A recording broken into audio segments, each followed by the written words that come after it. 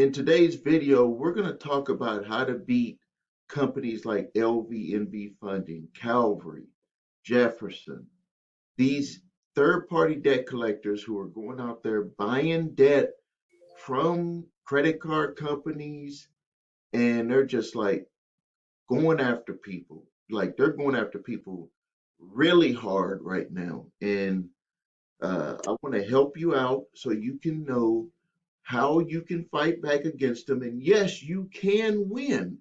This is one of the things that a lot of people don't understand, that they can win. And I think that the reason why people don't believe that they can win is going to be one of two reasons. It's going to be because they don't know how. Like there are some people that believe, hey, if I get the information, I can win. But then there's another side, another group of people who don't believe they could ever win. And that side is, the scales are imbalanced with the side of people who don't believe that they can win. And the reasons why they don't believe that they can win is because of the beliefs that they have inside about themselves, about what they're capable of, about what they're facing. And because when you don't know something that you've never experienced before, it makes it very difficult to kind of walk up to that door and not know what's behind it, or to know that there's something around the corner. And because you don't know what that outcome is going to be, it makes it very hard for a person to even trust in themselves to even attempt to do something. So what I want to do is I want to read you something real quick. Please like this video so we can get it to more people, help more people. And I promise you, I'm going to break down exactly what you need to do to beat companies like Lvnv Funding.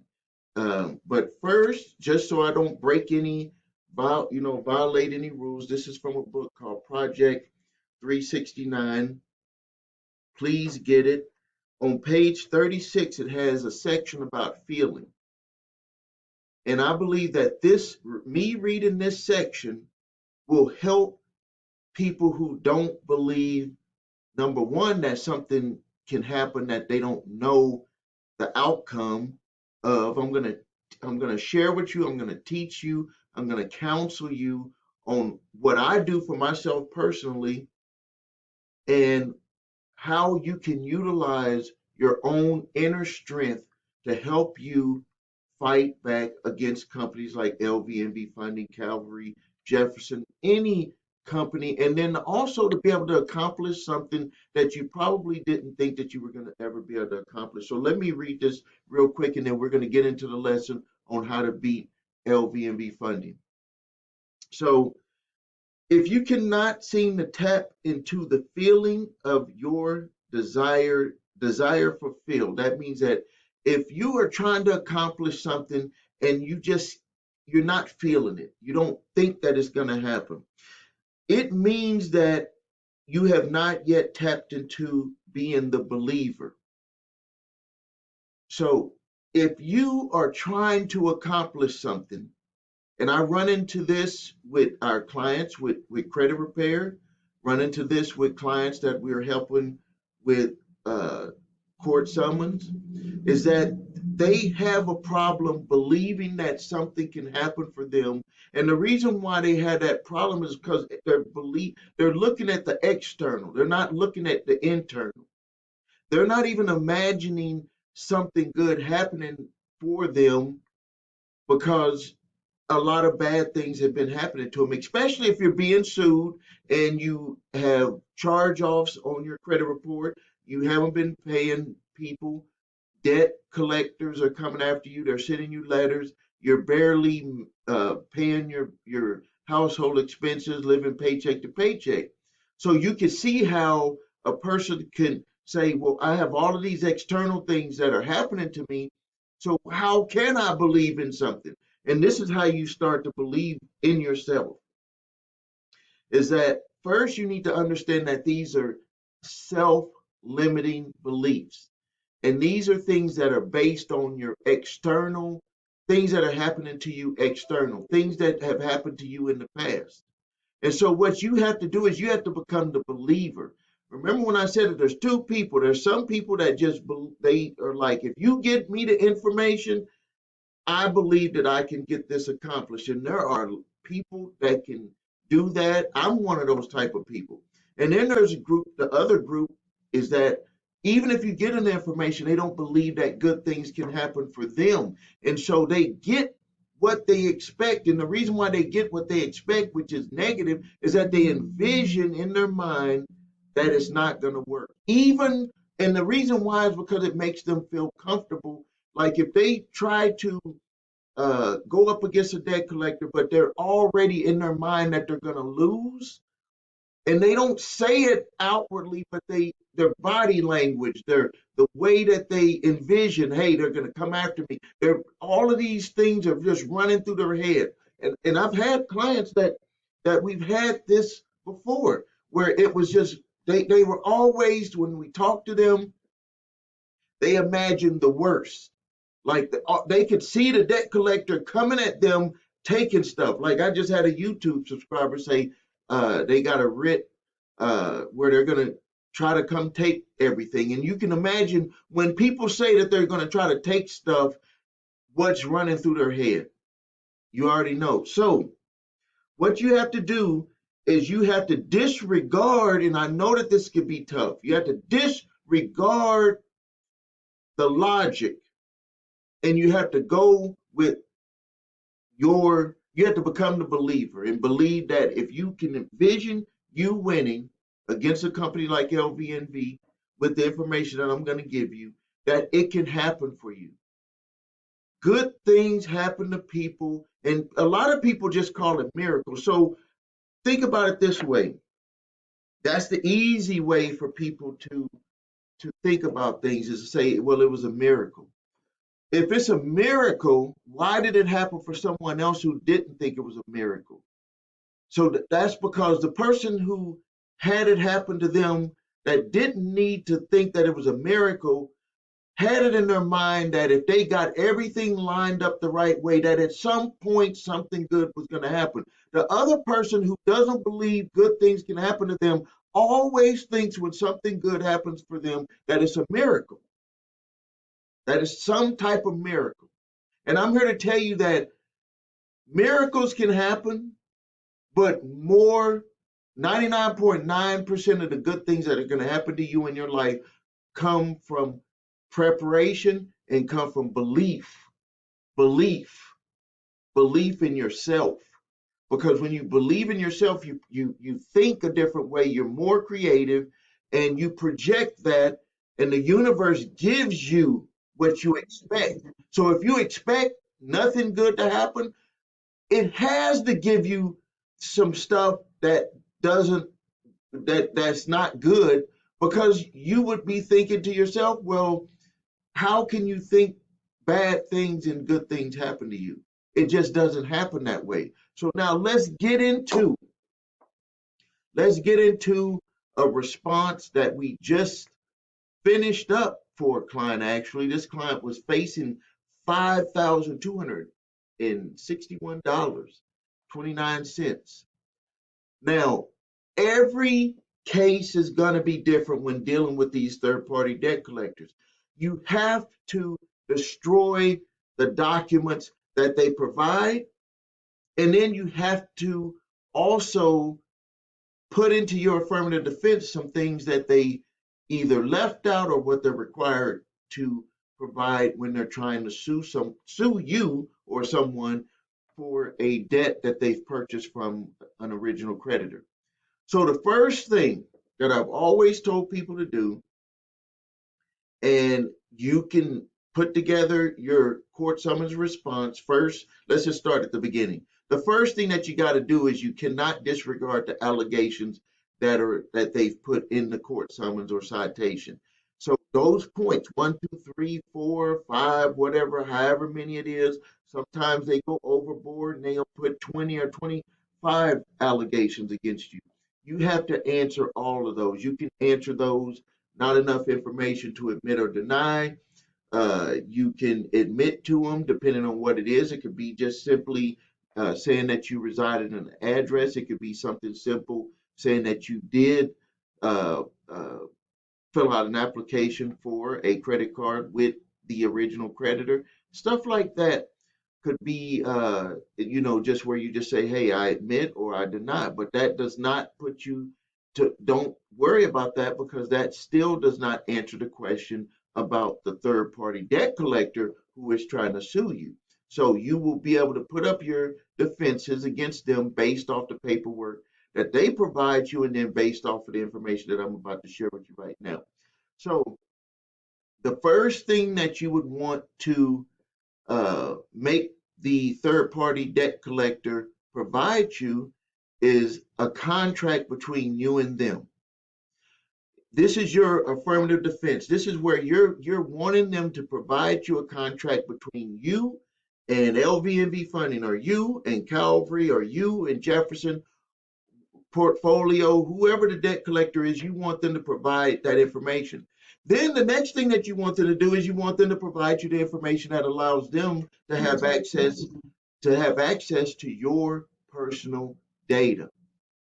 See, not to that account, to your personal data.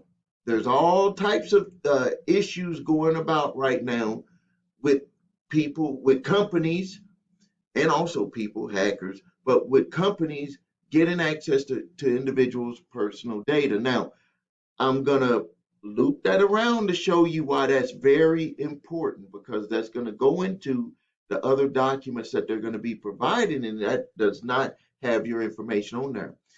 The next thing is that you're going to request that they give you the full account number. Now, something that I have been seeing with some of the court summons that have been coming through is that they are actually revealing the entire account number.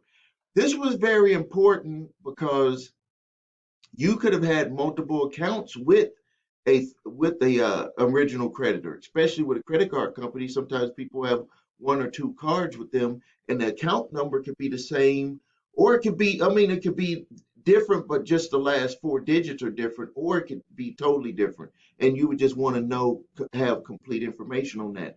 Regardless, you have a right to get the complete account number.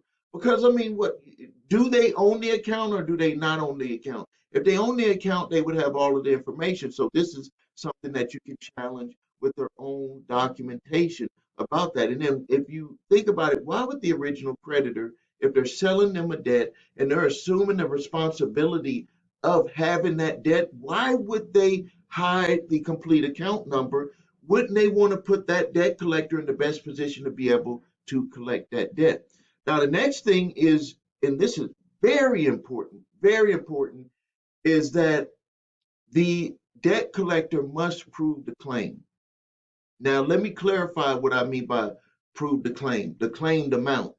See, what they've gotten away with for all of these years until I came about and started making these, teaching people how to challenge this, is that they've just would come with a dollar amount, a couple of statements and stuff, and say, hey, you owe like this individual $5,261.29. Okay, based off the documents that you've presented to me, it does not show charges, payments, credits, rebates, whatever you want to say in there, PIN codes, authorizations that equal $5,261.29.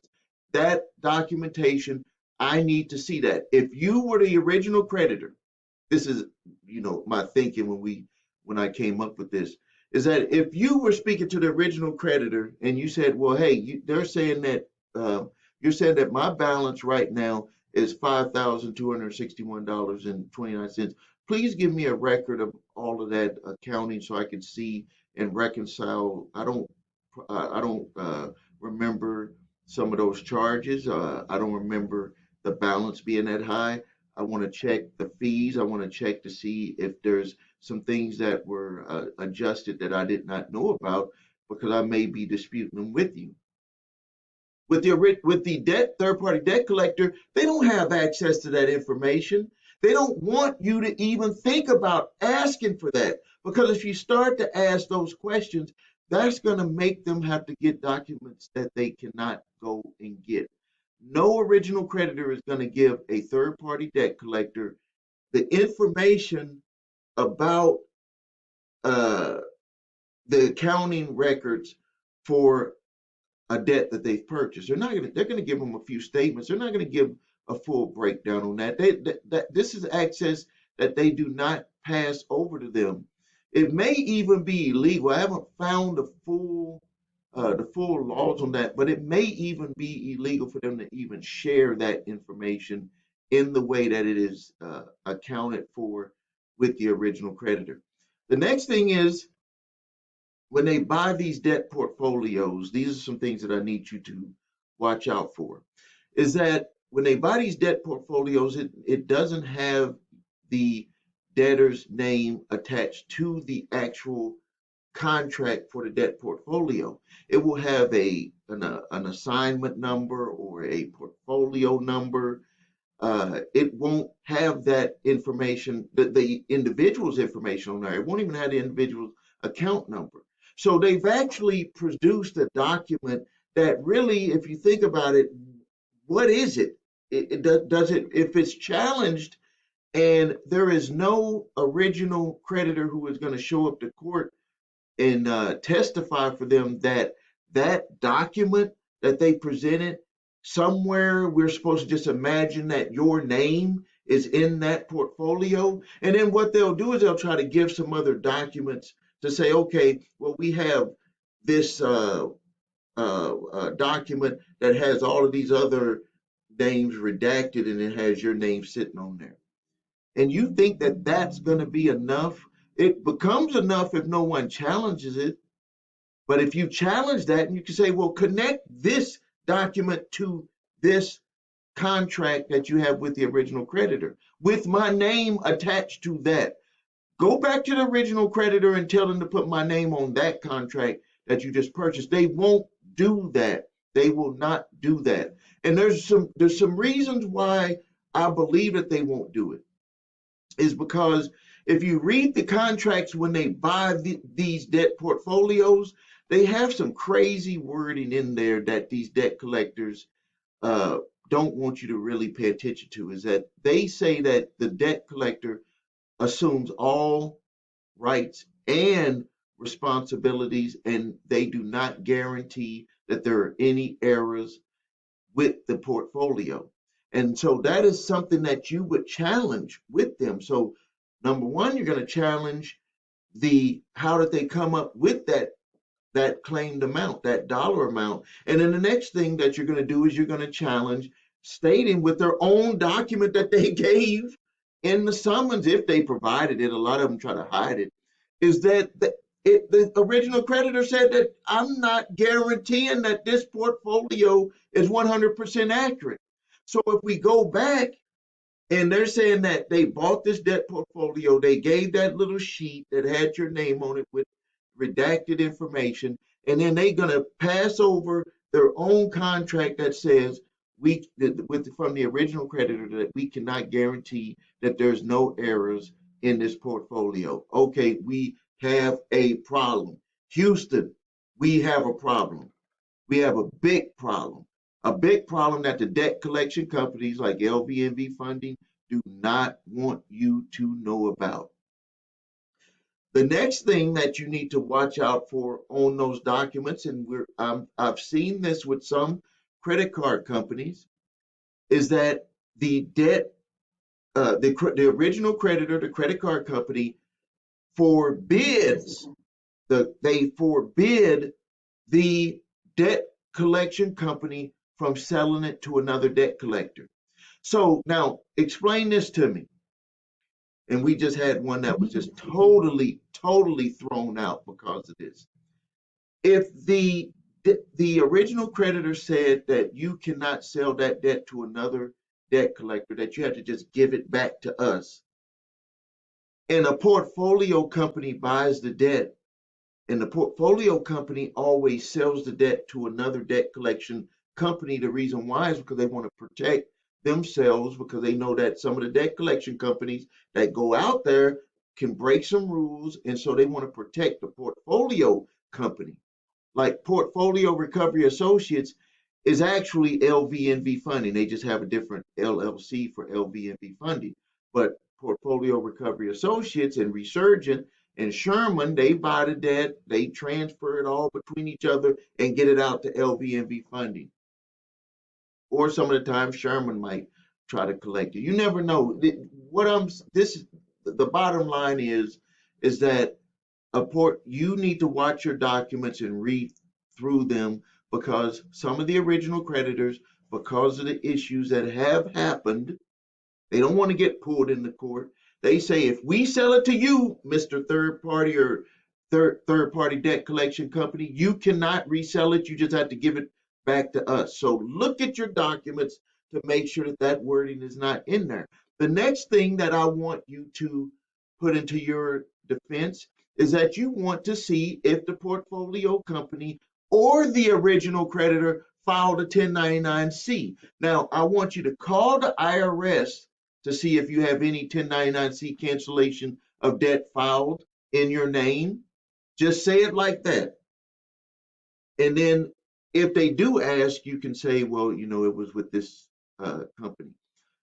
What we have found is that when we had clients call the IRS, and this happened when a client out of nowhere was notified that he was being sued by a company who had purchased debt from American Express, but lo and behold, he got two 1099-C cancellation of debt from American Express. And we had said, okay, well, that's odd. Why didn't they notify you about that? And that's because we've heard it. IRS is severely under, they need employees. I know we've heard the stories about why they need employees, but they are under a lot of stress and they're way behind. The 1099-C that American Express had filed was more than a year ago from when that debt lawsuit was filed against our client. So you want to know if a 1099-C was filed in your name, and you want to look at your documents because it could be filed by Resurgent, it could be filed by the original creditor, it could be filed by another debt collector. Like in this lawsuit right here, there were three potential companies who could have filed a 1099-C. We have the portfolio company, we have the original creditor, which is a company, quote unquote, one of these big box home type stores that where you can get all the remodeling stuff from, and the company who underwrote that credit card. So it was a department store type card. A big bank underwrote the credit card. That means that when someone bought it, used the card from that big box store, the credit card company actually held the debt and provided the money to the big box store. And so you have three levels of potential 1099-Cs that could be filed by any one of them. You want to make sure that that has not happened. The next thing is you want to start challenging, or you want to put on record if this did not happen. Some of the times it didn't happen, some of the times maybe it happened. So you would know this from paying attention to when the debt collection company attempted to contact you about the debt, is that where you provided a dunning letter. Before a debt collector can sue you in court, they must send a demand letter. Before you can sue a company in court or an individual in court, you must produce what's called a demand letter for payment. This is required. And with debt collection companies, there's even a step up, according to the Fair Debt Collection Practices Act, is that they must send you this dunning letter. And in this dunning letter, you are provided the opportunity to dispute any or all of the debt. There's other things that they must have with that dunning letter to make it legal. And I have other videos on that if you want to check that out. But if they screw up, even with that dunning letter, it can throw your whole case out of court. Uh, the next thing that we want to look at is we want to look at uh, the affidavit from the original creditor. You want to skim through all of that information, because something that I've seen them put together is that they'll have an affidavit. Sometimes they'll call it an affidavit of claim. And on that document, they will make it look like it's from the original creditor when it is not from the original creditor. It's actually a document that is signed. And if you read it, just look at the bottom, it'll say signed by an employee of the debt collection company. Or it'll say, this is an affidavit, and I swear to that the business records from such and such, I'm familiar with them. This document is worth nothing. If you don't challenge it, it's worth a lot to the court. But if you challenge it, it's worth nothing, because what they're doing, what they're trying to give this impression to the court is that that document, that affidavit that they wrote on there and signed was from the original creditor when it wasn't. That would be like you saying, okay, I'm going to go into go to the courthouse, and I'm going to fill out an affidavit sheet. And on that affidavit sheet, it says, I'm familiar with the way that I hold my bank, that I do my accounting and my bank records and all of my stuff, and that I've made all of the payments to this original creditor, and I sign on that affidavit. That would just be your opinion on that affidavit. That's exactly what this affidavit of claim that they'll put is, that this is something that they're swearing to, that they don't really have access to know if it's true. But if it's not challenged, the court is going to look at it and be like, well, they put that affidavit, I see, okay. And what the court really just pays attention to is that somebody swore to it. And if it's not challenged, then what's what are we going to worry about if it's not challenged? But if it is challenged, which is what I tell people to do, is that, okay, well, what they put in that affidavit can actually just destroy their own case, because they cannot testify to something that they don't have access to. But they do it all the time in there. So those are the things that you need to watch out for. Obviously, if your case has more detailed records to it, more allegations to it, you're going to have to answer more. You're going to have more in your affirmative defense. You're going to have more in your answers to the court. And but this information here will, if you utilize it the right way, you will be able to beat a third-party debt collector. If you need help going against a third-party debt collector, we can write your response. What we like to do is review it, and then we'll tell you how much it'll cost for us to write the response. If you have a motion for summary judgment against you because maybe you did not respond, or maybe you did not respond appropriately, we can help you with that also. The link is below this video, or go to my website, thecreditrepairshop.com. Let us review your summons, and then we can tell you how we can help you. If you need help with your credit, please visit us at thecreditrepairshop.com. Watch video What Makes Us Different, so you can see my 8-point validation process, my 2-phase settlement process. If you need your credit reports and scores, go to the website, your3scores.com. Grab your TransUnion, Equifax, Experian credit reports and all 3 scores. If you have debt collectors coming after you, do something about it before it gets to this type of situation. Grab my 3-pack of letters, statute of limitations, cease and desist collection activities letter, and debt validation letter. Thank you for your time. Please subscribe to the channel, post your questions and comments, and like this video. This is Stephen A. Williams, President and Founder of thecreditrepairshop.com.